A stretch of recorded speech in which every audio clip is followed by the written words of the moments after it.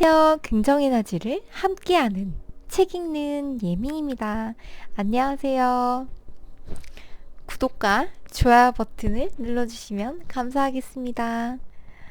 오늘은 저번 시간에 이어서 시크릿을 깨닫다를 마저 읽어보겠습니다. 이 책이 조금 쉽지는 않았는데요. 차근차근 한번 읽어보도록 하겠습니다. 저번 시간에는 시크릿 법칙이 왜 제대로 작동을 하지 않는가에 대해서 한번 살펴봤는데요. 비이원성에 바로 열쇠가 있다고 말씀을 드렸습니다. 잘 기억이 안 나시는 분은 이 앞전 영상을 보시면 도움이 될 것 같습니다. 세상에는 대원리랑 소원리가 있다고 말씀드렸는데요.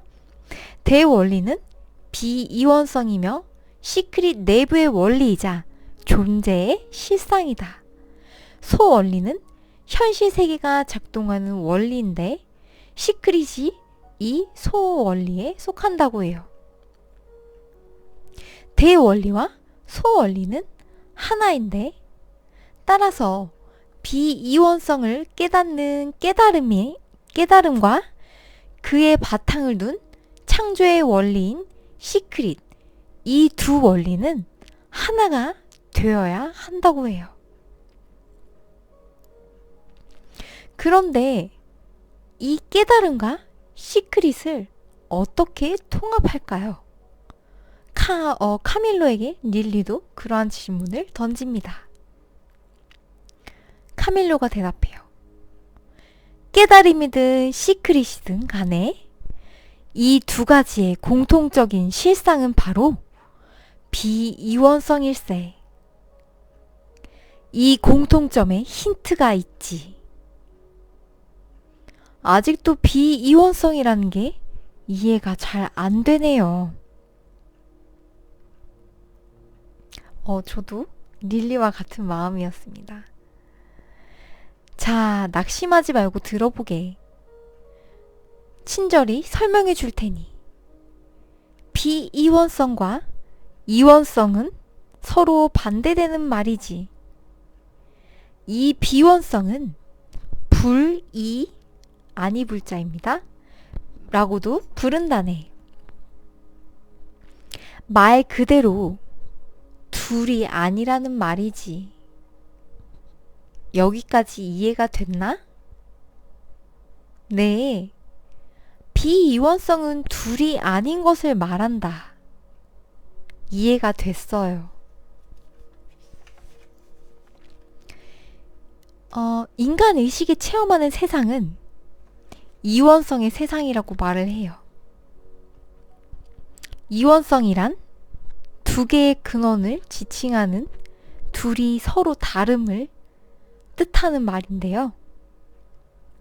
서로에게 의존하지 않고 존재를 하며 이 이분법은 서양의 철학 그리고 신학의 기조가 된 것입니다. 좀 더 쉽게 예를 들어보면 릴리가 카밀로를 바라볼 때 저것은 나다 라고 느끼지 않는 것처럼 제가 책 읽는 예민인데 구독자 여러분들이 저를 보고 나다 라고 느끼지 않는 것과 같습니다. 그것이 바로 이원성이라고 합니다. 그와 반대되는 개념이 비이원성이겠죠? 이원성에 놓고 보면 나와 너는 하나로 통합이 될 수 없는 다른 것이며 나는 나고 너는 너가 되는 것입니다. 또 나의 존재 여부와 상관없이 너는 존재하고 나 또한 너의 존재 여부와 상관없이 존재를 하는 것이죠.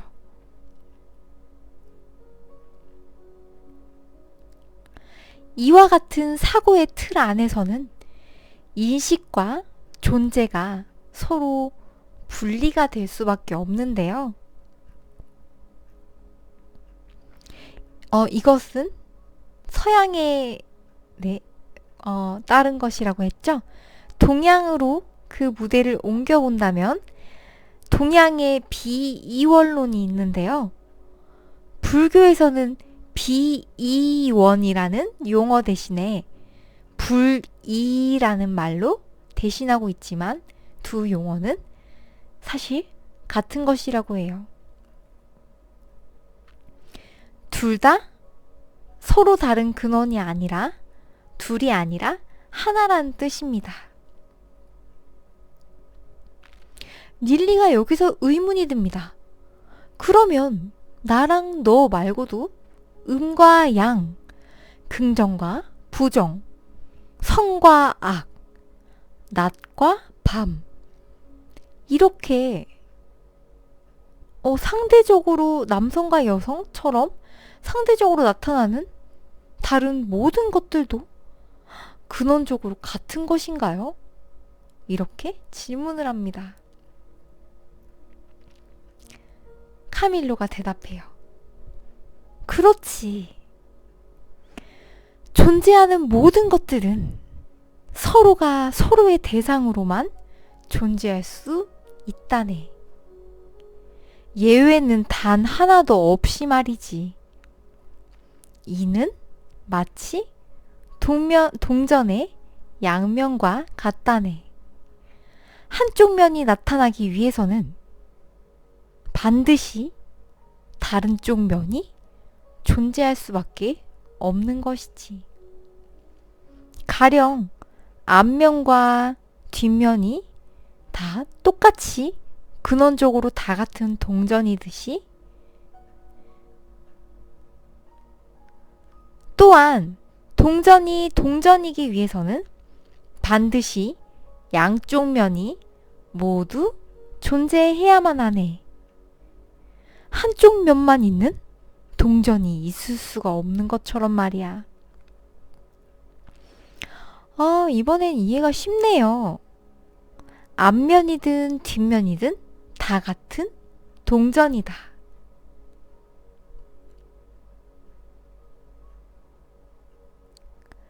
그렇다면 수준을 좀 더 높여서 원인과 결과가 하나라면 믿을 수 있겠나?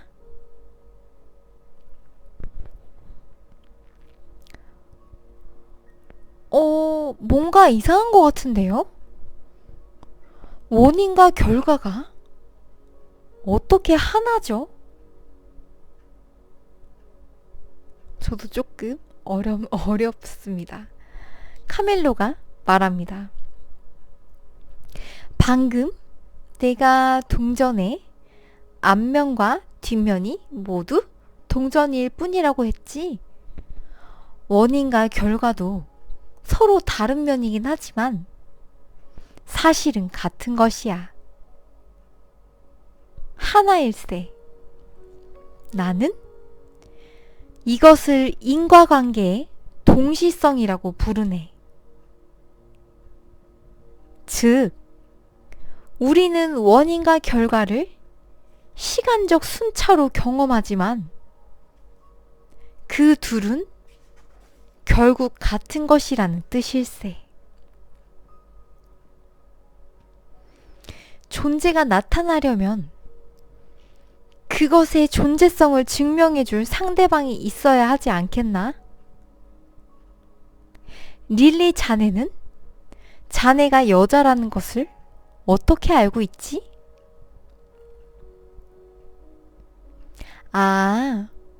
무엇을 말씀하시는지 알겠어요. 남자라는 성별이 있으니까 반대로 제가 여자인 걸 알 수 있겠군요. 세상에 여자만 존재한다면 여자라는 개념이 있을 수가 없으니까요. 기특하구먼. 세상에 나를 증명해주는 상대방 없이 존재하는 것이 있을 것 같은가? 그러니까 원인이라는 것은 결국 결과가 있어야 인식이 될 수 있고 그 반대도 마찬가지라는 걸세. 그 둘은 떨어질 수가 없는 하나라네. 이제야 이해가 좀 가네요. 원인과 결과는 서로 의존해야만 존재할 수 있다.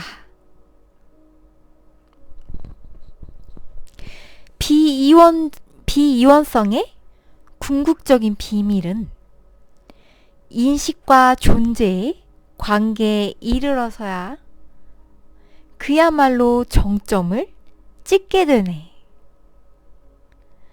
아까 설명했듯이 이원론적 관점에서 보자면 존재는 인식과 별도의 것일세. 하지만 비이원성의 세계에서 인식과 존재는 서로 같은 것이지.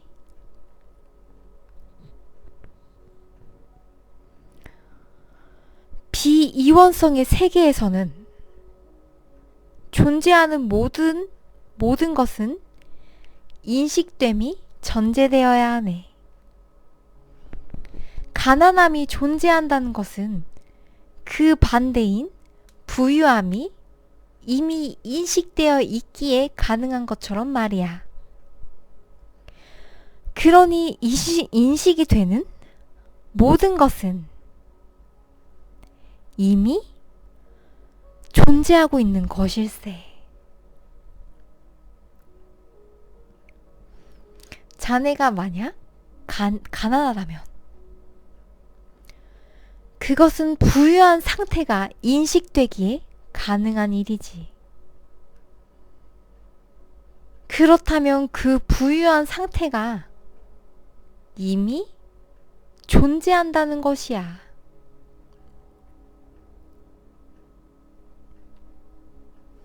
알듯 말듯하네요. 닐리가 또 의문을 제기합니다. 인식과 존재에 대해서 이해가 잘 안 돼요. 예를 들어 지금 제 눈앞에 돌멩이가 존재하고 있는데 이 돌멩이가 존재하는 것이 무리 없이 받아들여집니다. 그런데 꿈속에서 나타난 공룡은 존재하지 않는 것이잖아요. 꿈속의 공룡 또한 인식된 것이라면 존재해야 할 텐데 실제로는 공룡이 없잖아요. 자네는 보이면 있는 것이니 존재하는 것이고 안 보이면 없는 것이라고 존재하지 않는 것으로 생각하는군. 그렇지? 그렇죠. 그것이 바로 초정부터 오류에 빠지는 생각이라고 카밀로가 말을 합니다. 인식에 대한 문제는 있다와 없다로만 접근하게 되면 오류에 빠지게 되네. 있다라는 개념은 별 문제가 되지 않지만 없다를 따져보자면 문제가 커지지. 자네는 없는 것, 그러니까 진짜로 없는 것이 있을 수 있다고 생각하나?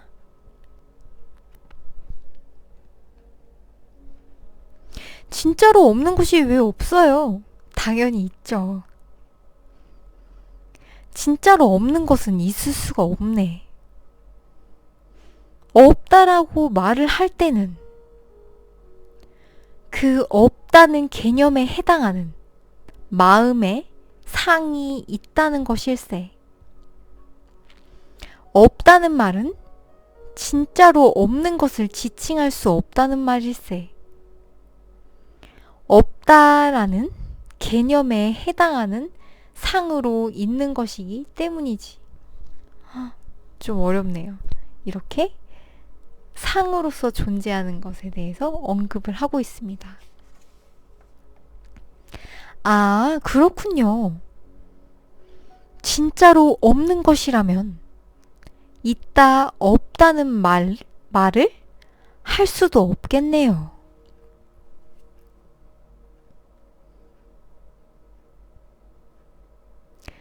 결국 존재라는 것은 개념에 의존한다는 말일세. 즉, 존재라는 것은 어떻든 간에 이미 인식을 전제로 한다는 거야. 그렇군요. 존재의 대전제는 인식이다. 어떻게 인식하는지에 따라 나타나는 형태가 바뀔 뿐 무엇을 말해도 그것은 이미 인식된 것이라는 사실이군요. 그렇지. 그리고 이것을 진정으로 이해를 했다면 현실태와 가능태가 이미 존재하는 것임을 알 수 있지. 시크릿이라는 건 사실 가능태로 존재하는 존재성을 현실태의 틀에게서 실현하는 것이 아니겠는가?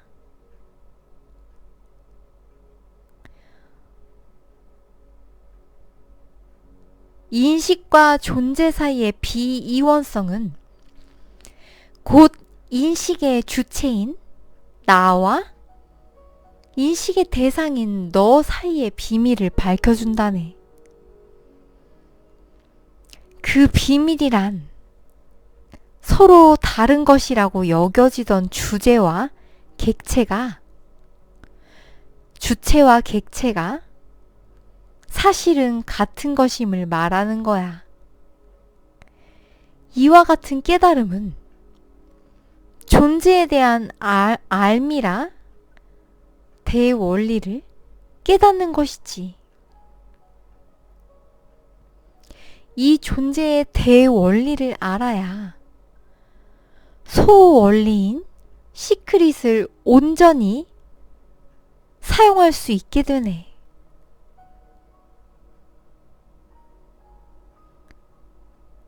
다시 말해, 이제까지 세속을 등지고 온전히 진리 탐구만을 전념하던 구도자들의 영역으로 여겨지던 깨달음이 사실은 세상을 창조하는 법칙의 내부 원리였다는 말이야.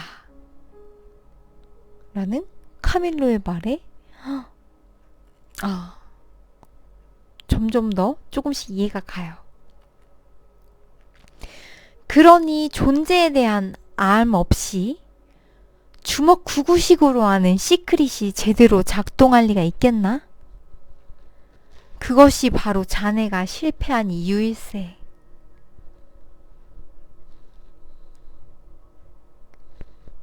시크릿, 호포노포노, 티베트의 통렌, 수행 등 생각과 감정의 정체를 파악해 정화하는 수많은 방편이 사실 모두 비이원성에 기초하고 있음을 안다면 이것들을 수박 겉핥기가 아닌 온전한 방편과 영성으로 사용할 수 있게 되지. 그것이 가능해지면 삶 자체가 송두리째 바뀐다네. 우주를 적극적으로 창조할 수 있는 비밀을 알게 되니 풍요로운 삶을 사는 것이 가능해지는 거야. 또한 닥쳐오는 풍파에 흔들리지 않고 다시 일어나 새로운 창조를 할 수 있는 무한한 동력을 얻게 되지. 나는 이러한 새로운 방식의 시크릿, 깨달음에 기반한 시크릿을 비이원 시크릿이라고 하네. 깨달음 따로, 세속적인 삶 따로라는 낡은 인식은 이제 버려야 해. 기존의 익숙한 이원적 관점에서 비이원적 관점으로 깨어나는데 도움이 될 걸세.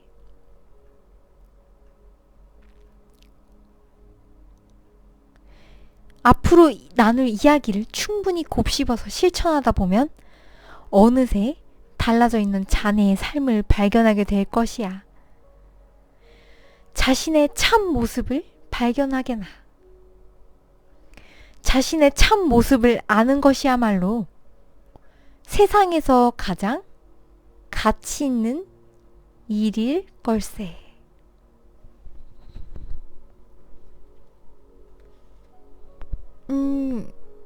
어떠신가요? 비이원성에 대한 이야기 놀랍지 않으신가요? 이원성, 즉 나와 너가 다른 그런 개념은 현실 세계의 개념이고, 이렇게 나와 너가 다르지 않음을 우리는 하나다. 모든 것은 하나다. 부자와 가난함이 따로 존재하지 않는다. 내 안에 이미 부자의 그런 세팅이 되어 있다. 나는 이미 부자다. 당연한 걸로 그렇게 인식을 하는 것이 결국 완전히 나라고 혼연일체가 되는 것을 얘기하는 것 같습니다. 이러한 것이 시크릿 그리고 신들의 뭔가 영역이라고 해요. 우리는 시크릿 법칙을 공부하고 있고, 그렇기 때문에 비이원성에 주목할 필요가 있겠습니다. 이것을 완벽하게 트레이닝을 하게 되면 우주의 많은 것들이 나에게 끌어당겨질 것 같은 예감이 들어요. 그러면 좋으셨으면 구독과 좋아요 버튼 눌러주시면 감사하겠고요. 다음에 봐요. 사랑합니다. 축복합니다.